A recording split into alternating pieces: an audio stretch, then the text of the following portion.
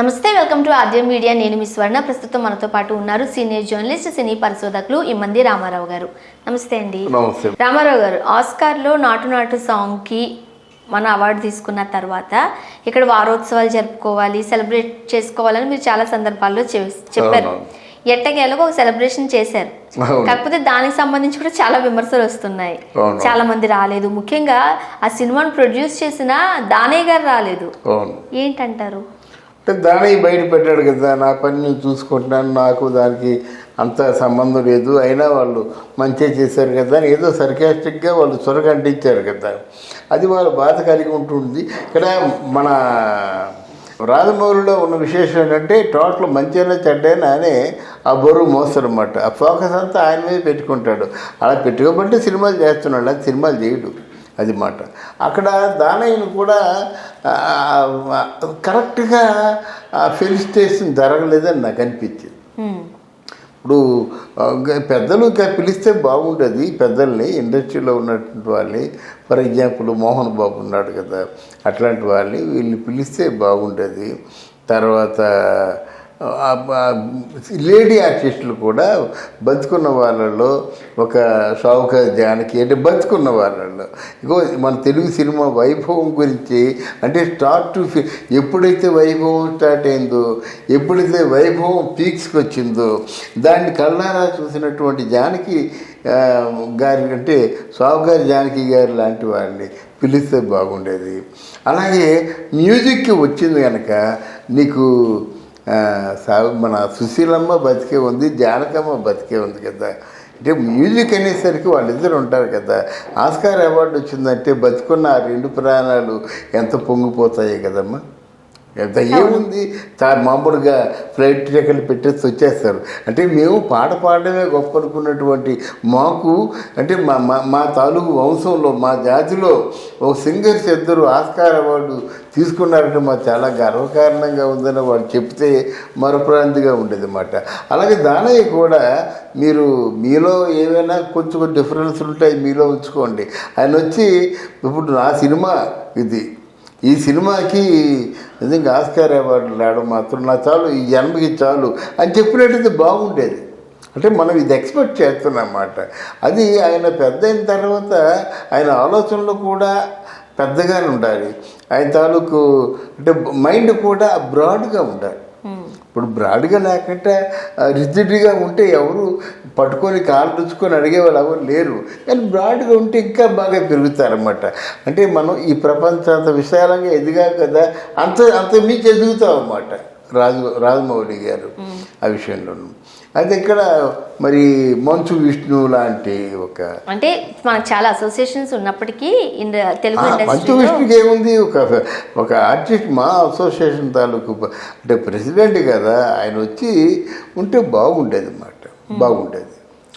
అందువల్ల అది లేకుండా కేవలం అది ఎవరో వాళ్ళకి కావాల్సిన వాళ్ళని పిలుచుకొని కావాల్సిన మాటలు మాట్లాడడం రొటీన్ ఫంక్షన్ లాగా ఉంటుందమ్మా.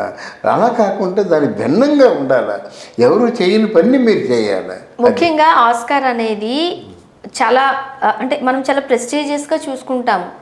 సో సెలబ్రేషన్స్ కూడా అంతే దాని లెవెల్కి తగ్గట్టుగా ఉండాలి. బట్ ఏదో సాదా సీదా ఫంక్షన్ లాగా ఒక నలుగురిని పిలిచి చేసినట్లుగా కొంతమంది భావిస్తున్నారు. అది కూడా వాళ్ళు నచ్చిన వాళ్ళు పిలుచుకోవడం కాదు. ఇప్పుడు సావుకారు జానకిని పిలుస్తారని ఎవరైనా ఎక్స్పెక్ట్ చేస్తారా? ఎవరు ఎక్స్పెక్ట్ చేయరు కదా. ఉన్నవాళ్ళు ఆవిడే కదా చెప్తారు, వయసు పెద్ద ఉన్నది. ఉన్నవాళ్ళు ఆవిడకంటే నాకు తెలిసి వయసు పెద్దగా ఉన్న వాళ్ళు ఇంకెవరు లేరు. అలాగే ఇప్పుడు మనకి ఉన్నవాళ్ళలో సుశీలమ్మ, జానకమ్మ వాళ్ళిద్దరు సింగర్స్ పిలిస్తే అంత బాగుంటుంది.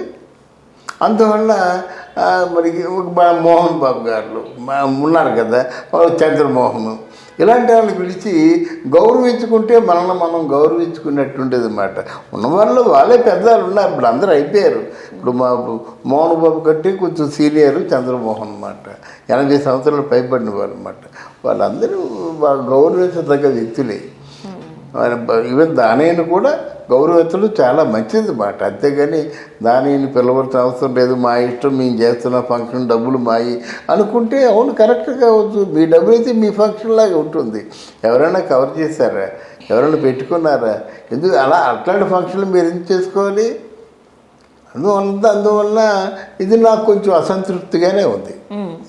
అండ్ అంటే మీరు చెప్తుంటుంటే ఇలాంటి ఫంక్షన్స్ మీరు చాలా చూసే ఉండుంటారు. అవునమ్మా. ఓకే, సో అప్పటివి ఏమైనా గుర్తొస్తున్నాయా మీకు?